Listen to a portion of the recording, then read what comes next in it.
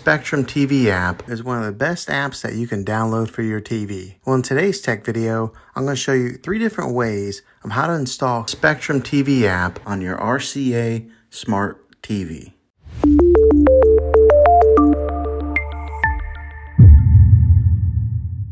It can be really frustrating if you want to watch some of the great content that is on Spectrum TV app and you find that your TV is unable to download it. If your TV is an older model of smart TV, then it could prevent you from downloading this app.